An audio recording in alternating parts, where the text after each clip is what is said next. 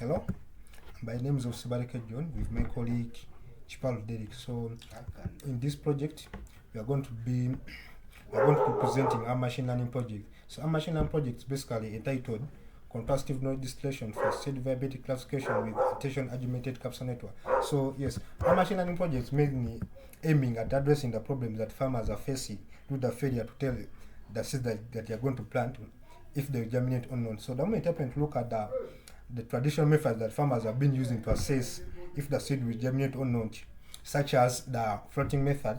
These methods are, as in they have many errors. They are very much less effective and they are prone to human errors.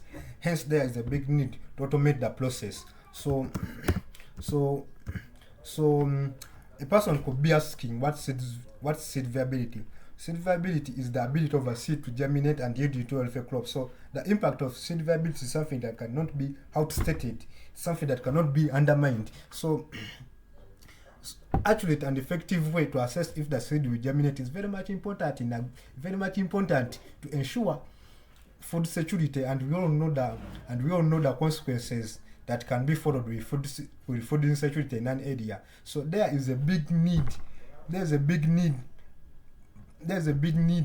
for farmers to be sure that the seeds that they're going to plant will germinate. Yes, so in our project we have some of the technical terms that we are going to be using, and here we are trying to explain some of them. So the first technical term, it's capsule network. So a person could be asking what's capsule network. So capsule network is the deep learning technique that mainly designed to address the limitation of CNN. And another technical term we have here, it's knowledge distillation. So what's knowledge distillation? Knowledge distillation is a deep learning technique where a large complex model transfers knowledge to a small model that's mainly known as a student model. So meaning in knowledge distillation, an already knowing model is teaching a small model, which normally term as a student model. So another technical term here that we try to define, it's contrastive learning. So contrastive learning, this is a self-supervised technique, where models learn by comparing differences and similarities in features of the object that they are trying to detect. So what is that particular problem that we are trying to address? So one of the moment I happen to look at one of the biggest problem in agriculture, it's low yields, and the major cause of this problem is failure by farmers to tell if the seeds are going to plant will germinate or not. And the moment you happen to look at 35% to 49% of that seeds fail to grow, leading to financial growth. And what's the major cause of this? The major cause of this problem is that farmers are failing to tell that the seeds they're going to plant will germinate or not. So the moment happen to look at this this problem of failure by farmers to tell if the seed will germinate or not, on a large scale, it's even greater. Manual selection of seeds is not practical at all due to high labor costs. You just imagine if at all you are trying to test seed viability using the float method. So it's kind of tiresome. It's going to take a lot of time and such, time consuming and such. So meaning there is a big need for us to automate the process of seed viability classification. So lack of reliable, accurate and effective seed viability methods has caused a very big problem in the livelihood of people, especially those in the regions where farming is a backbone. So we know some regions where farming is a backbone, and even our country, I think the backbone of it is agriculture. So in our project, there are some problems that we try to outline that may be a challenge to us. So, and these problems, we termed them as technical problems. So one of the technical challenge in this research, it's high power needed by capsule network. So the one of the machine learning technique that we are going to use in this project, we are going to apply capsule network, and capsule network tends to consume a lot of power. Yeah, and another problem that we're having, that we may face, it's memory usage. Our machine learning technique models, they are going to be operating on large database that require a lot of computer memory, which is a problem with our devices that we are trying to use, our computers, like downloading a data set of almost 35 GBs. So it's kind of a problem. So here we have our proposed solution, how we are going to apply this. So so our project proposes the use of automated seed viability classification model that integrates capsule network and node distillation. I think I tried to explain this in one of our previous slides, capsule network and such. So we are going to use these techniques to be in position to solve the problem of seed viability classification. So I think how are we going to implement this entire process? So the implementation of the proposed seed viability classification models is going to follow a structured approach to ensure accuracy, efficiency, and scalability. First, data collection and processing is going to involve sourcing seed images from publicly available data sets. So the images are going to go through augmented techniques such as rotation and scaling to improve model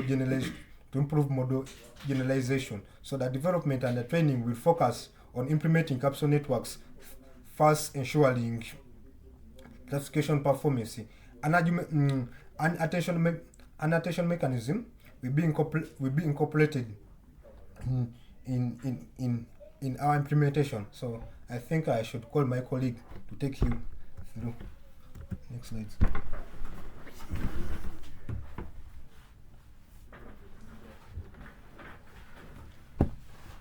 So my name is Paul Derrick.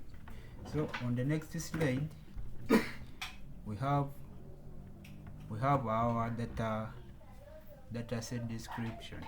So with data description, we are using a data set that is containing CD images. Basically, the data set that we might to get contains it contains CD images of maize. I mean, it contains seed maize images. So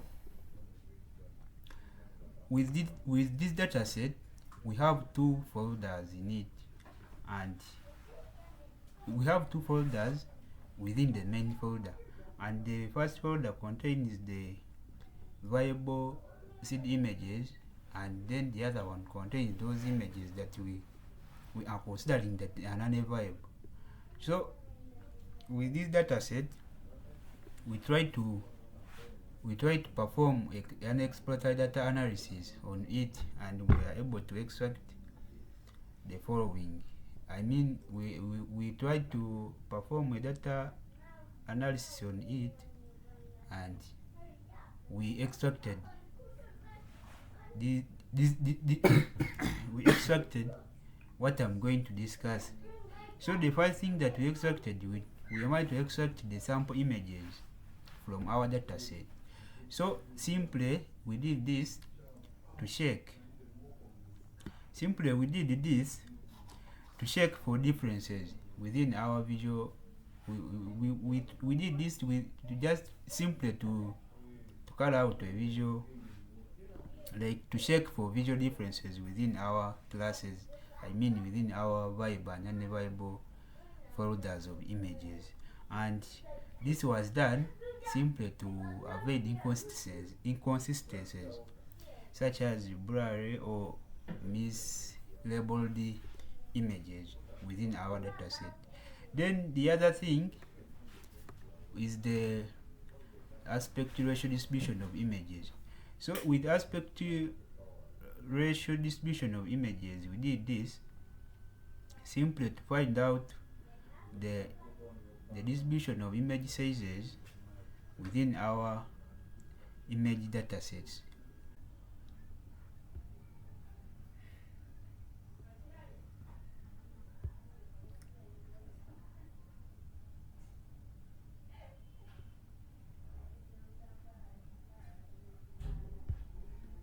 So with PCA analysis of the images, simply PCA is principal component analysis.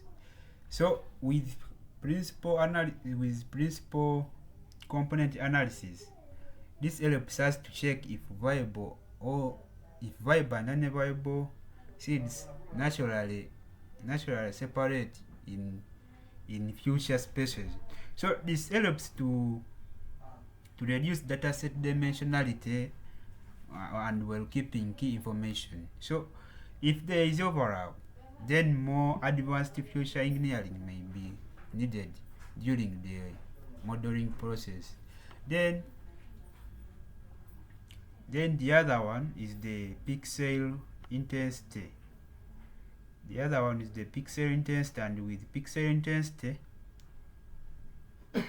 And with pixel intensity, here our aim was that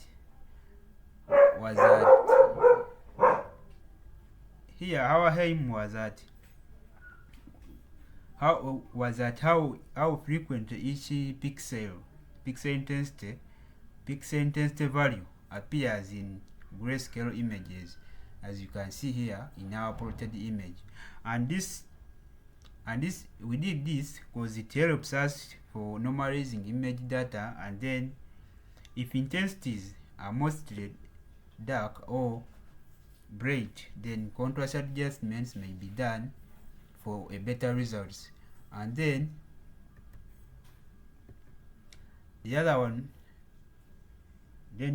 is the sober edge detection, and with this as you can see, the intensity gradient,